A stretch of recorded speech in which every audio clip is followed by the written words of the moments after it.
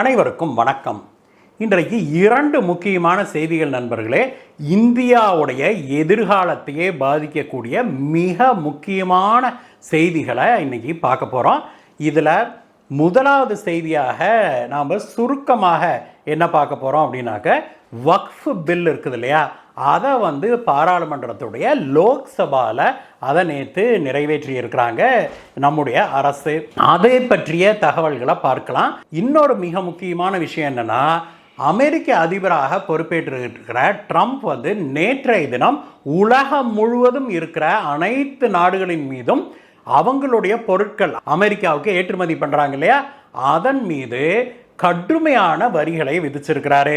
அது எந்தெந்த நாடுகளுக்கு எப்படியெல்லாம் வரி விதிச்சிருக்கிறாரு, அதுல இந்தியாவுக்கு என்ன பாதிப்பு அப்படிங்கிற பற்றி தான் பார்க்க போகிறோம் நண்பர்களே. நம்முடைய சேனலுக்கு நீங்கள் புதுசாக வந்திருந்தீங்க அப்படின்னா இது போன்ற முக்கியமான செய்திகளை நீங்கள் தொடர்ந்து பெறுறதுக்கு கீழே இருக்கிற சப்ஸ்கிரைப் பட்டனை தட்டுங்க நண்பர்களே. பக்கத்திலேயே இருக்கிற பெல் பட்டனை தட்டினீங்கன்னா ஆல் அப்படிங்கிற ஒரு ஆப்ஷன் வரும். அந்த ஆலை செலக்ட் பண்ணிட்டீங்கன்னா நம்ம போடுகிற வீடியோக்கள் எல்லாம் உங்களுக்கு சேரும். வாங்க நண்பர்களே, வீடியோவுக்கு போகலாம்.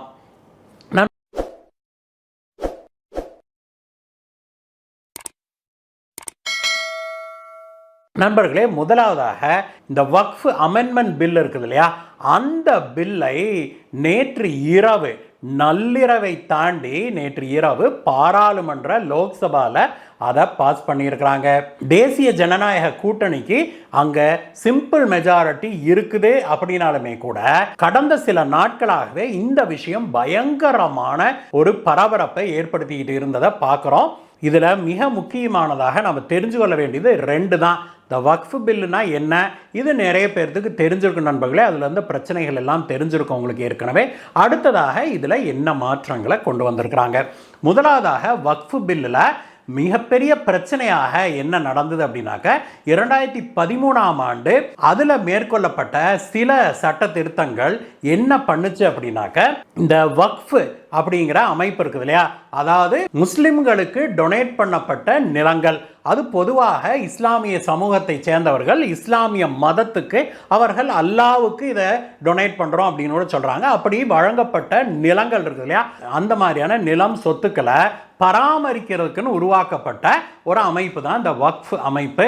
அந்த அமைப்பு எந்த லெவலுக்கு 2013 இந்த மன்மோகன் சிங் ஆட்சியில் எந்த அளவுக்கு அதுக்கு பவர் கொடுத்துட்டாங்க அப்படின்னாக்க, இஸ்லாமியர்களை மட்டும் இல்லாம அனைத்து மதத்தை சேர்ந்தவர்களும் இந்த வக்ஃபுக்கு கீழே வந்துடுறாங்க அப்படிங்கிற ஒரு பயங்கரமான ஒரு விஷயத்தை அதில் போட்டு வச்சிருந்தாங்க. அதாவது என்னன்னா, நீங்களோ நானோ என் மதத்தை பற்றிலாம் கவலை இல்லை, நம்முடைய நிலம், நம்முடைய வீடு இருக்குது, நம்மளுடைய விவசாய பூமி இருக்குது, இது இருக்குது, இது வக்ஃபு இந்த நிலம் எங்களுக்கு அந்த காலத்தில் 300 வருஷத்துக்கு முன்னாடி 400 வருஷத்துக்கு முன்னாடி யாரோ எங்களுக்கு டொனேட் பண்ணாங்க அப்படின்னு வக்ஃபு சொல்லுச்சு அப்படின்னாலே, அதுக்கப்புறம் அந்த நிலத்தை அதை எடுத்துக்கிற முழு அதிகாரத்தை வக்ஃபு அமைப்பு கொடுத்துட்டாங்க. அந்த இஸ்லாமிய அமைப்புக்கு கொடுத்துருச்சு காங்கிரஸ் அரசாங்கம். இதில் கொடுமை என்னன்னா, இல்லை இது எங்களுடைய பூமி அப்படின்னு நாங்களோ நீங்களோ சொன்னோம்னா அது வக்ஃப் அமைப்புக்கு போய் நாம் இது என்னோட பூமி தான் அப்படின்னு சொல்லி நாம் ப்ரூவ் பண்ணணும். அதை வக்ஃப் அமைப்பு ஏற்றுக்கணும். ஏங்க, நான் போய் பக்கத்து வீட்டுக்காரரோட நிலம் எனக்கு சொந்தம்னு சொல்கிறேன், அப்போது பக்கத்து வீட்டுக்காரர் அவரோட நிலம்னு எனக்கு ப்ரூவ் பண்ணணும். அதை ஏற்றுக்கிறதா வேண்டாமான்னு நான் தான் முடிவு பண்ணினேன்னா அப்போது அந்த நிலம் எங்கே போகும், என் கைக்கு தானே வரும். அப்படித்தான் இந்த வக்ஃப் அமைப்புக்கு ஒரு பயங்கரமான ஒரு அதிகாரத்தை கொடுத்தது. அது மட்டும் இல்லை, வக்ஃப் அமைப்பு இப்படி செய்கிற இந்த தீர்மானங்கள், இந்த முடிவுகளுக்கு விவசாய நிலத்தை எடுத்துக்குது, கோயில் நிலத்தை எடுத்துக்குது அப்படின்னா அந்த மாதிரி முடிவுகளுக்கு நீங்கள் கோர்ட்டுக்கு கூட போக முடியாதுங்கிற ஒரு மிகப்பெரிய அநியாயமான இந்த அதிகாரங்களை இந்த காங்கிரஸ் அரசாங்கங்கள் இந்த வக்ஃப் அமைப்புக்கு கொடுத்து வச்சிருந்தது. இதனாலேயே வக்ஃப் அமைப்பு இந்தியா பூரா இருக்கிறவங்க கிட்டலாம் நிலத்தை சுருட்டி கிட்டத்தட்ட 9.5 லட்சம் ஏக்கர்களை தன்னுடைய வசமாக வச்சிருக்குது அப்படின்னா பார்த்துக்கோங்களேன். இதில் பல கவர்மெண்ட் நிலங்கள், பல கோயில் சொத்துக்கள், பல்லாயிரக்கணக்கான ஆண்டுகள் பழமையான கோயில்கள் இருக்கிற அந்த கோயில் சொத்தெல்லாம் தங்களுக்கு சொந்தம்னு எடுத்து வச்சிருக்கிறான் இந்த இஸ்லாமிய வக்ஃப் அமைப்பு. இதை மாற்ற வேணும். இது அநியாயமான ஒரு முடிவு. அதுவும் எந்த அளவுக்கு அவன் எடுத்து வச்சிருக்கிறான்னா, டெல்லி வக்ஃப் வாரியம் இருக்குது இல்லையா, அது நம்முடைய பாராளுமன்றம் இருக்குது இல்லையா, அந்த இடம் பூரா தங்களுக்கு சொந்தம்ங்குது. தாஜ்மஹால் இருக்கிற இடம் தங்களுக்கு சொந்தம்ட்டான். அதே மாதிரி டெல்லியில் பல முக்கியமான இடங்கள் எல்லாம் தங்களுக்கு சொந்தம் அப்படின்னு சொல்லி தான் கிளைம் பண்ண ஆரம்பிச்சிருக்குது. இதை தடுத்து நிறுத்தணும் அப்படிங்கிறதுக்காக கொண்டு வரப்பட்டது தான் இந்த அமெண்ட்மெண்ட்டு. இதில் மேலும் சில பிரச்சனைகளையும் அட்ரஸ் பண்ணியிருக்கிறாங்க இந்த வக்ஃப் போர்டோட இந்த அமெண்ட்மெண்ட்டில். வக்ஃபில் நடந்த இன்னொரு மிகப்பெரிய பிரச்சனை என்னன்னா, இது இஸ்லாமிய அமைப்பு அப்படின்னாலுமே கூட இஸ்லாமிய அமைப்புலேயே பேக்வேர்டு கிளாஸ் எல்லாம் இருக்குது இல்லையா, பின்தங்கிய வகுப்பை சேர்ந்தவர்கள் இஸ்லாமியத்திலையும் இருக்கிறாங்க இல்லையா, அவங்களுக்கெல்லாம் இந்த வக்ஃப் அமைப்பில் எந்த விதமான ரோலும் கிடையாது. அவங்களுக்கு இது கொடுக்கப்படாது அப்படிங்கிறதும் ஒரு எழுதப்படாத சட்டமாக இருந்தது நண்பர்களே. இந்த வக்ஃபுடைய போர்டில் இந்த உயர் ஜாதியை சேர்ந்த, உயர் கிளாஸை சேர்ந்த, உயர்ந்த வகுப்பை சேர்ந்த இஸ்லாமியர்கள் மட்டுமே இந்தியா முழுக்க ஒரு 200 பேர் மட்டும் உட்காந்துக்கிட்டு இந்த 9.5 லட்சம் ஏக்கராவை தங்க கையில் வச்சுக்கிட்டு பாடாத ஆட்டம் ஆடிக்கிட்டு இருந்தாங்க அப்படிங்கிறதா உண்மை. அதில் இருக்கிற வருமானத்தை பூரா எடுத்து தாங்க சொருகிட்டு போயிருச்சு அப்படிங்கிறதா உண்மை. இதோட மிகப்பெரிய ஊழல், இதோட மிகப்பெரிய அநீதி ஏழை முஸ்லிம்களுக்கும் பின்தங்கிய வகுப்பை சேர்ந்த முஸ்லிம்களுக்கும் இழைக்கப்பட்ட ஒரு மிகப்பெரிய அநீதி அப்படிங்கிறதுனால இதில் பல அமெண்ட்மெண்ட்ஸை கொண்டு வந்திருக்கிறாங்க.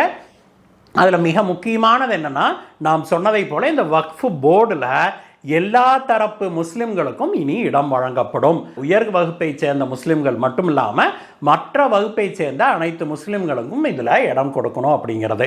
இரண்டாவது, இதில் பெண்களையும் சேர்க்க வேணும் அப்படின்னு. இந்த வக்ஃப் போர்டில் எங்கேயுமே பெண்களை அவங்க விடுறதில்ல. இதில் பெண்களுக்கான உரிமையும் நிலைநாட்டப்பட்டிருக்குது அப்படிங்கிறத நாம் கவனிக்கணும். அதற்கு அடுத்தது, கவர்மெண்ட் லேண்டைலாம் இனிமேல் வக்ஃபு கேட்க முடியாது அப்படிங்கிறத ஒரு ரூலு. அதுக்கு அடுத்தது மிக முக்கியமாக, வக்ஃபு ஒரு இடத்த கோருது, எங்களுக்கு சொந்தமானது, எங்களுக்கு கொடுக்கப்பட்டதுன்னு சொல்லுச்சுன்னா இனிமேல் தானே போய் அப்படிலாம் இடத்தையெல்லாம் பிடிக்க முடியாது. இனி நம்ம இதில் இது ஏன் நிலம்னு நம்ம சொல்கிறோம்னா நம்ம கோர்ட்டுக்கு போக முடியும். அந்த மாவட்ட கலெக்டர் தான் அதை சர்வே பண்ணி அதன் மீது ஃபஸ்ட்டு முடிவெடுப்பார். இது வக்ஃபுக்கு சொந்தமா இல்லையா, இல்லை இது தனியாருக்கு சொந்தமானு முடிவெடுக்கணும். அதை மீறி இல்லை வக்ஃப் என்னதுன்னு சொல்லிச்சுன்னா நம்ம கோர்ட்டுக்கு போகலாம். நியாயங்கிறது இப்பொழுது நிலைநாட்டப்பட்டிருக்குது. இது போல மேலும் சில மாற்றங்களையும் கொண்டு வந்திருக்கிறாங்க நண்பர்களே. இந்த தீர்மானத்தின் மீது தான் நேற்றைய தினம் பாராளுமன்றத்தில் லோக்சபாவில் விவாதம் நடந்தது. மாரத்தான் விவாதம்னு சொல்லலாம். கடந்த 5-6 ஆண்டுகள்லேயே மிக நீளமான, மிக அதிக நேரம் விவாதம் நடந்தது நேற்றைய தினம் தான்.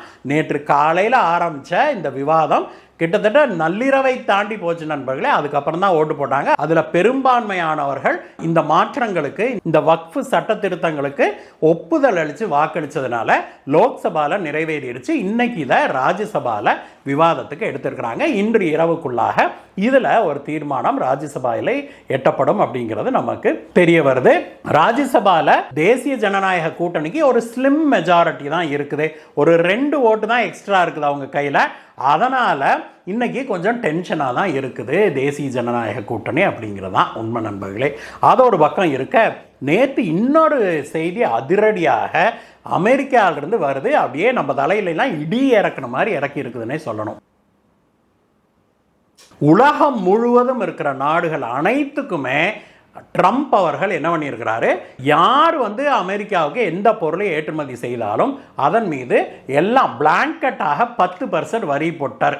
நீங்கள் நல்லவனா, கெட்டவனா, நண்பனா, துரோகியா, எந்த பாகுபாடும் இல்லை, எல்லாத்துக்கும் 10% வரி போட்டார். இது ஒரு பக்கம் அடிச்சது அப்படின்னா, அடுத்ததாக அவர் என்ன பண்ணுறாரு, சிலக்டிவாக சில வரிகளை போடுறார். ரெசிப்ரோக்கல் டாரிஃப் அப்படின்னு. அப்போ நம்மளுடைய நாடு இந்தியா இருக்குது, சைனா இருக்குது, பங்களாதேஷ் இருக்குது, பாகிஸ்தான் இருக்குது. இந்த மாதிரி நாடுகள்லாம் அமெரிக்காவிலேருந்து நாம் இறக்குமதி செய்கிறோம் இல்லையா, அமெரிக்கா நமக்கு விற்கிறான்ல, அந்த பொருட்களின் மீது நாம் ஒவ்வொரு பொருளுக்கும் எவ்வளோ டாரிஃப் போட்டிருக்கிறோம், எவ்வளோ டியூட்டி போட்டிருக்கிறோம், எவ்வளோ டேக்ஸ் போட்டிருக்கிறோம் அப்படிங்கிறத பார்த்து அதுக்கு தகுந்தாறு போல் அமெரிக்காவும் விதிக்கும் அப்படிங்கன்னு ட்ரம்ப் அனௌன்ஸ் பண்ணார். அந்த வகையில் இந்தியாவுக்கு 26% அவர் டாக்ஸ் போட்டிருக்கிறார் நண்பர்களே. டாரிஃப்னு சொல்கிறாங்க, போட்டிருக்கிறாரு. அப்போ இந்தியாவிலேருந்து நாம் ஏற்றுமதி செய்கிற பொருட்கள் அங்கே 26% டாக்ஸோடு தான் உள்ளே போகும். அப்போது மக்களுக்கு, அமெரிக்க மக்களுக்கு இந்த டாரிஃப்ஸ் ஒரு மிகப்பெரிய விலை உயர்வை ஏற்படுத்தும் அப்படிங்கிறது தான் உண்மை. இதில் இந்தியாவை பொறுத்த வரைக்கும் நாம் ஒரு விஷயத்தில் நம்ம சந்தோஷப்பட்டுக்கலாம். என்னென்னா நம்மளுடைய காம்படிட்டர்ஸ், இப்போ நாம் என்னெல்லாம் ஏற்றுமதி பண்ணுறோம், டெக்ஸ்டைல்ஸ் ஏற்றுமதி பண்ணுறோம் அமெரிக்காவுக்கு, அக்ரிகல்ச்சரல் ப்ராடியூஸு, எலக்ட்ரானிக் குட்ஸு, அப்புறம் ஆட்டோமொபைல் ஸ்பேர் பார்ட்ஸு இதெல்லாம் அனுப்புகிறோம் இல்லையா. இதுக்கெல்லாம் வந்து நம்மளுடைய காம்படிட்டர்ஸ் யாருன்னு பார்த்தோம்னா டெக்ஸ்டைல்ஸுக்கு பங்களாதேஷ் இருக்கான், சைனா இருக்கான், அதே மாதிரி பாகிஸ்தான், இந்த மாதிரியான நாடுகள் தான் நமக்கு காம்படிஷனாக இருக்கிறாங்க. இவங்களுக்கெல்லாம் இந்தியாவோட ஜாஸ்தியாக போட்டிருக்கிறார். சைனாவுடைய குட்ஸின் மீது 34% போட்டிருக்கிறாரு. அதே மாதிரி வியட்நாம் நமக்கு ஒரு பெரிய காம்படிட்டர், வியட்நாமின் மீது 46% போட்டிருக்கிறாரு. பங்களாதேஷின் மீதும் இதே மாதிரி கடுமையான வரி, பங்களாதேஷ் பாகிஸ்தான் மேலாம் கடுமையான வரிகளை போட்டிருக்கிறாரு. அதனால் நமக்கு நம்மளுடைய பொருட்களை நம்ம அமெரிக்காவுக்கு அனுப்பும்போது கொஞ்சம் நம்மளுடைய பொருட்களுக்கு காம்படிட்டிவான விலை கிடைக்கும். அப்படிங்கிறதுனால இது இந்தியாவுக்கு ஒரு அட்வான்டேஜாக மாறக்கூடும் அப்படின்னு சொல்கிறாங்க. அது மட்டும் இல்லை, இந்தியா வந்து இப்பொழுது அமெரிக்காவோட ஒரு ஃப்ரீ ட்ரேட் அக்ரிமெண்ட்டுக்கு பேச்சுவார்த்தையை நடத்திட்டு வராங்க. அது ஃப்ரீ ட்ரேட் அக்ரிமெண்ட்டாக மாறலைனா கூட ஒரு காம்ப்ரிஹென்சிவ் ட்ரேட் அக்ரிமெண்ட்டாக மாறும்னு எதிர்பார்க்கப்படுது. அப்படி அடுத்த ஒரு 10 மாதங்களுக்குள்ளாக அதை பேசி முடிப்போம் அப்படின்னு சொல்லியிருக்கிறாங்க. அதில் மிக முக்கியமாக என்ன பேசுகிறாங்கன்னா, அமெரிக்காவும் இந்தியாவும் எப்படி டேரிஃபைலாம் குறைக்கிறது, ஓரளவுக்கு இந்தியாவும் டேரிஃபை குறைக்கிறதுக்கு நாங்கள் ரெடியாக இருக்கிறோம் அப்படின்னு சொல்லியிருக்கிறாங்க. இது வந்து ஒரு வகையில் இந்தியாவுக்கு அட்வான்டேஜாக மாறக்கூடும் அப்படிங்கிறதான் உண்மை நண்பர்களே. 1991 இந்தியாவுடைய பொருளாதாரத்துக்கு ஒரு மிகப்பெரிய சவால் வந்தபோது அதை சவாலாக ஏற்றுக்கொண்டு அது நமக்கு மிகப்பெரிய அட்வான்டேஜாக நம்ம மாற்றினோம். அதற்கு பிறகு மிகப்பெரிய பொருளாதார வளர்ச்சியை கண்டோம். அதே போல் இப்பொழுது ஒரு கிரைசிஸ் வந்திருக்குது.